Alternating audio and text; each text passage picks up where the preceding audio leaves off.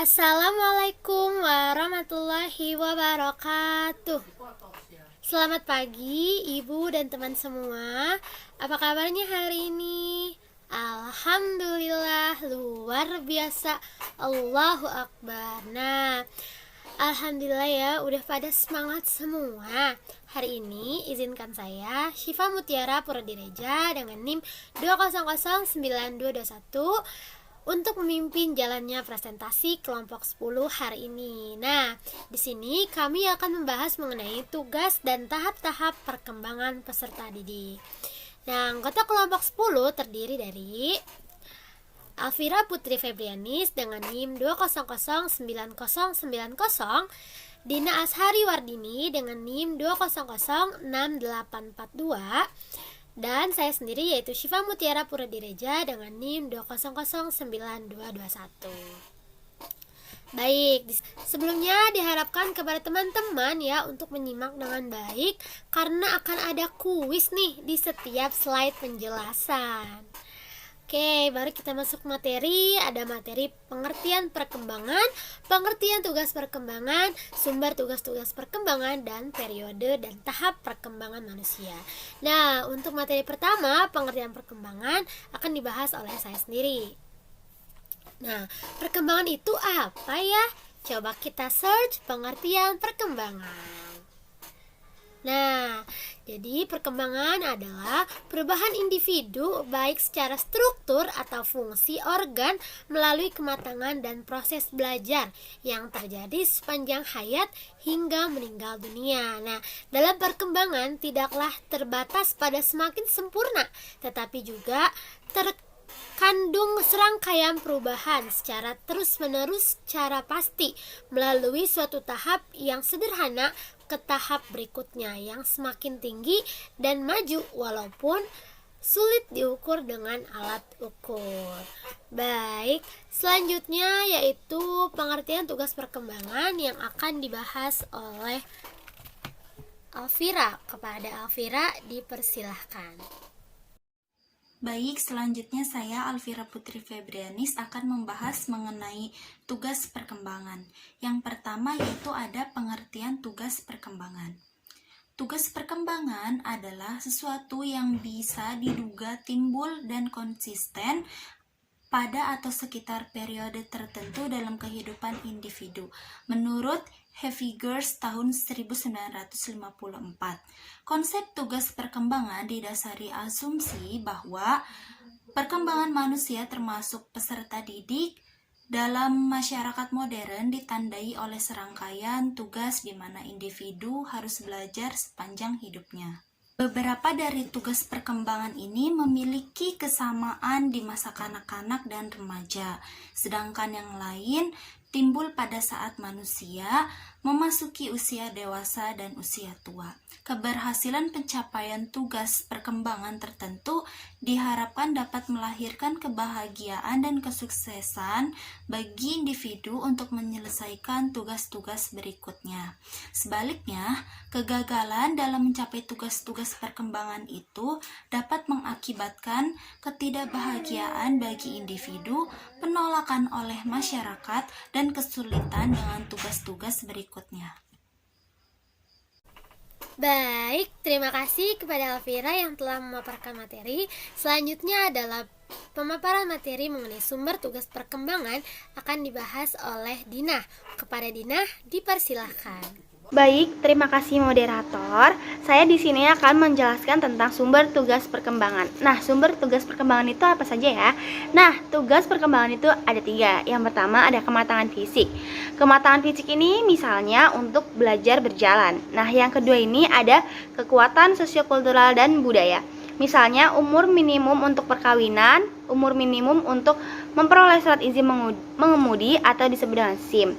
Nah, dan yang ketiga ini disebut nilai-nilai pribadi dan aspirasi. Faktor-faktor pribadi merupakan hasil dari interaksi antara faktor-faktor ontogenetik dan lingkungan dan memainkan peran aktif dalam munculnya tugas perkembangan tertentu. Misalnya memilih jalur pekerjaan tertentu. Nah, selanjutnya itu akan ada kuis. Silahkan teman-teman menjawab di kolom komentar sertakan nama dan NIM ya. Nah, soalnya itu tugas perkembangan itu apa saja ya? Terima kasih moderator, saya kembalikan ke moderator. Baik, terima kasih kepada Dina yang telah memaparkan materi. Selanjutnya yaitu untuk periode dan tahap perkembangan manusia akan dibahas oleh Alvira. Kepada Alvira, dipersilahkan. Baik, materi selanjutnya yaitu mengenai periode dan tahap perkembangan manusia. Yang pertama ada pengertian periode perkembangan manusia. Periode perkembangan manusia adalah perkembangan manusia melalui tahap yang sistematis dalam urutan tertentu yang bersifat serial. Perkembangan itu bergerak langkah demi langkah dan sebagian gerakannya lebih dekat untuk beberapa bentuk status dewasa.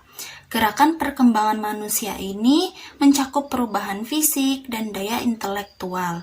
Perkembangan daya intelektual berkaitan dengan perubahan kecerdasan, keahlian, dan kemampuan menalar, serta dampak dari peristiwa dan pengalaman hidup.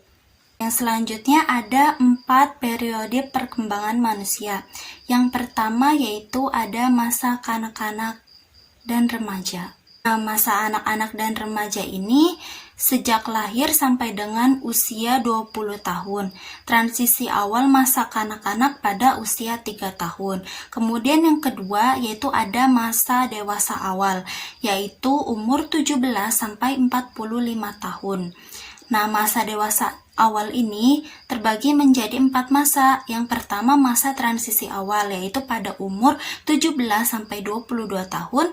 Yang kedua masa memasuki dunia dewasa, yaitu pada umur 22 sampai 28 tahun. Kemudian yang ketiga yaitu ada pada umur 30 tahun, yaitu pada masa transisi antara umur 28 sampai 33 tahun. Dan yang terakhir yaitu ada masa menetap, yaitu pada umur 33 sampai 40 tahun. Kemudian yang ketiga yaitu ada masa dewasa tengah pada umur 40 sampai 65 tahun. Nah, masa dewasa tengah ini terbagi menjadi 4 masa. Yang pertama, masa transisi setengah baya, yaitu pada umur 40 sampai 45 tahun. Yang kedua, ada masa memasuki usia dewasa tengah, yaitu pada umur 45 sampai 50 tahun. Kemudian yang ketiga yaitu ada pada umur 50 tahun, pada masa transisi umur 50 sampai 55 tahun. Yang keempat itu ada puncak dari dewasa tengah, yaitu umur 55 sampai 60 tahun. Kemudian yang keempat itu ada masa dewasa akhir, yaitu dari umur 60 sampai 65 tahun. Kemudian yang selanjutnya ada 8 tahap perkembangan manusia menurut Erikson. Yang pertama ada fase bayi, yang kedua ada fase usia dini, yang ketiga ada fase bermain, yang keempat ada fase sekolah, yang kelima fase remaja, yang keenam ada fase dewasa muda, yang ketujuh ada fase dewasa tengah, dan yang terakhir yang kedelapan ada fase dewasa akhir. Baik, yang pertama yaitu ada fase bayi. Fase bayi ini sejak lahir sampai usia 18 bulan. Menurut Erikson, hasil perkembangan ego pada fase ini adalah kepercayaan versus ketidakpercayaan. Dasar kekuatannya adalah dorongan dan harapan. Masa bayi oleh Erikson disebut sebagai tahap sensori awal atau oral sensory stage. Ditandai dengan kebiasaannya memasukkan segala sesuatu ke mulut. Kalau anak berhasil melewati masa ini dengan baik, dia akan belajar percaya bahwa hidup pada dasarnya baik-baik saja. Dan ini menjadi keyakinan dasarnya di masa depan. Jika pada fase ini anak gagal menumbuhkan kepercayaan diri dan terus-menerus frustasi karena kebutuhannya tidak terpenuhi, sangat mungkin berakhir dengan perasaan mendalam yang tidak berharga dan muncullah ketidakpercayaan mereka pada dunia di masa depan. Baik, terima kasih kepada Teh Alvira yang telah memaparkan materi. Selanjutnya yaitu akan dipaparkan oleh Teh Dina. Kepada Dina dipersilahkan. Baik, terima kasih moderator. Selanjutnya ini ada fase usia dini. Fase usia dini ini usia 18 bulan sampai 3 tahun. Menurut Erikson, hasil perkembangan ego pada fase ini adalah otonomi versus malu. Kekuatan dasarnya adalah kontrol diri, keberanian, dan kemauan. Menurut Erikson, selama tahap ini anak belajar menguasai keterampilan untuk dirinya sendiri. Pada fase ini, anak tidak hanya belajar berjalan, bicara, dan makan sendiri, melainkan juga dia belajar mengembangkan gerakan yang lebih halus serta melakukan pelatihan yang banyak berharga baginya. Dan yang ketiga ini ada fase bermain. Fase bermain ini usianya 3-5 tahun. Menurut Erikson, hasil perkembangan ego pada fase ini adalah inisiatif versus rasa bersalah. Kekuatan dasarnya adalah tujuan atau dorongan. Selama periode ini, anak mengalami suatu keinginan untuk meniru orang dewasa di sekitarnya dan mengambil inisiatif dalam menciptakan situasi bermain. Mereka bisa bermain dengan boneka Barbie, menggunakan telepon mainan dan miniatur mobil, bermain peran, dan sebagainya. Selanjutnya, akan ada kuis lagi nih teman-teman. Nah, silakan teman-teman menjawab di kolom komentar sertakan nama dan NIM ya. Soalnya itu, menurut Erikson, hasil perkembangan ego dan kekuatan dasar pada fase bermain adalah... Kita langsung lanjut ke materi selanjutnya. Dan yang keempat itu ada usia 6-12 tahun, itu fase sekolah. Menurut Erikson, hasil perkembangan ego pada fase ini adalah industri versus inferior. Kekuatan dasarnya adalah metode dan kompetensi. Selama tahap ini sering disebut latensi. Manusia mampu belajar, menciptakan dan menyelesaikan berbagai keterampilan baru dan pengetahuan. Dengan demikian mengembangkan semangat industri atau mencipta. Dan yang kelima ada fase remaja. Fase remaja ini usianya 12-18 tahun.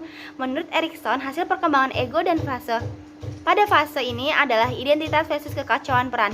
Kekuatan dasarnya adalah pengabdian dan fidelity. Sampai tahap ini menurut Erikson, perkembangan manusia sebagian besar bergantung pada apa yang dilakukannya. Masa remaja merupakan suatu tahap di mana manusia bukan lagi anak-anak dan belum masuk fase kehidupan orang dewasa. Kehidupannya pasti semakin kompleks karena mencoba menemukan jati dirinya sendiri, perjuangan melalui interaksi sosial, dan bergulat dengan isu-isu. Saya kembalikan ke moderator. Terima kasih. Nah, selanjutnya yaitu fase dewasa muda. Nah, fase dewasa muda ini usianya dari 18 sampai 35 tahun. Nah, menurut Erikson, hasil perkembangan ego pada fase ini adalah keintiman dan solidaritas versus isolasi. Kekuatan dasarnya adalah afiliasi dan cinta. Pada tahap awal menjadi seorang dewasa, manusia mencari satu atau lebih sahabat dan cinta. Saat ini dia mencoba mencari hubungan saling memuaskan, terutama melalui perkawinan, hubungan dengan teman-teman, dan memulai sebuah keluarga. Nah, meski harus diakui gitu ya, saat ini banyak pasangan yang tidak memulai berkeluarga sampai mereka berusia 30-an. Jika negosiasi tahap ini berhasil, manusia dapat mengalami keintiman pada tingkat yang dalam. Jika kita tidak berhasil, akan sangat mungkin muncul rasa isolasi dan jarak dari orang lain. Ketika manusia tidak merasa mudah untuk menciptakan hubungan yang memuaskan, dunia pergaulannya dapat mulai menyusut, seperti bertindak mempertahankan diri. Pada kondisi ini, seseorang bisa merasa superior dari orang lain. Hubungan yang signifikan adalah dengan mitra perkawinan dan teman-teman. Lalu yang selanjutnya yaitu fase dewasa tengah. Nah, usianya yaitu dari 35 tahun sampai dengan 55 tahun atau mungkin bahkan usia 65 tahun. Nah, menurut Erikson, hasil perkembangan ego pada fase ini adalah generativitas versus penyerapan diri atau stagnasi. Kekuatan dasarnya adalah produksi dan perawatan. Pekerjaan adalah yang paling penting fase ini. Erikson mengamati bahwa usia pertengahan adalah ketika manusia cenderung mampu melakukan karya kreatif yang bermakna dan membicarakan seputar kehidupan keluarga. Fase ini biasanya manusia berharap banyak untuk bertanggung jawab atas perannya Nah, tugas penting di sini adalah melestarikan budaya dan mewariskan nilai-nilai budaya melalui keluarga, serta bekerja untuk membangun lingkungan yang stabil. Fase ini pun ditandai dengan meningkatnya kepedulian kepada orang lain dan menghasilkan sesuatu yang memberikan kontribusi untuk perbaikan masyarakat, yang oleh Erikson disebut generativitas atau generativity. Jadi, ketika manusia berada pada fase ini, ada kalanya muncul rasa takut tidak bisa aktif dan memberikan sumbangsih yang berarti kepada masyarakat. Sebagian anak-anak pun sudah meninggalkan rumah. Hubungan dengan anak pun sudah berubah, baik cara maupun tujuannya. Manusia pun mungkin menghadapi perubahan besar dalam kehidupan yang mungkin krisis. Berikut perjuangan untuk menemukan arti tujuan baru. Jika manusia tidak berhasil melewati tahap ini, dia bisa menjadi egois dan mandek. Nah, hubungan yang signifikan berada di tempat kerja, masyarakat, dan keluarga. Lalu yang terakhir adalah fase dewasa akhir. Nah, usianya ini adalah umur 55 atau 65 tahun hingga kematian. Menurut Erikson, pada fase ini hasil perkembangan ego adalah integritas versus despair atau putus asa. Dasar kekuatannya adalah kebijaksanaan.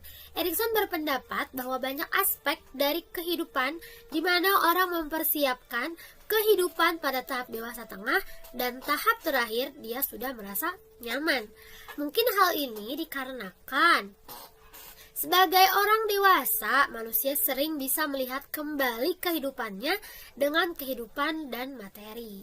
Juga dipenuhi dengan perasaan yang mendalam bahwa kehidupan ini memiliki makna dan dia telah membuat kontribusi bagi kehidupan.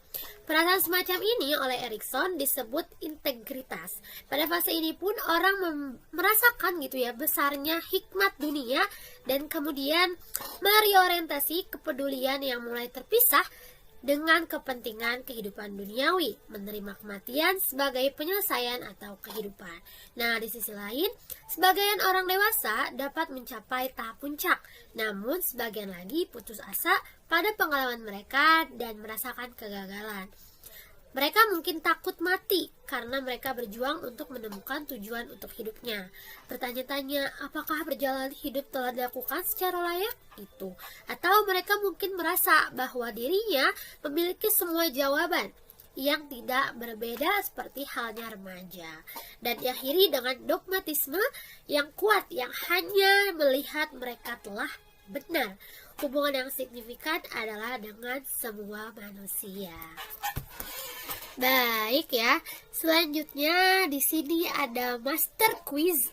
Nah, kepada teman-teman silahkan chat di kolom komentar untuk menjawab pertanyaan dari master quiz kelompok kami. Yang pertama yaitu, apa saja periode perkembangan manusia?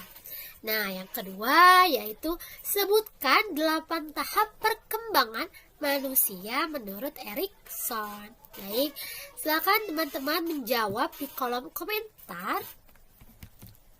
Nah, selanjutnya saya ucapkan terima kasih kepada teman-teman yang telah menyimak presentasi kelompok 10 hari ini. Kurang lebihnya mohon dimaafkan. Wabillahi taufik wal hidayah. Wassalamualaikum warahmatullahi wabarakatuh.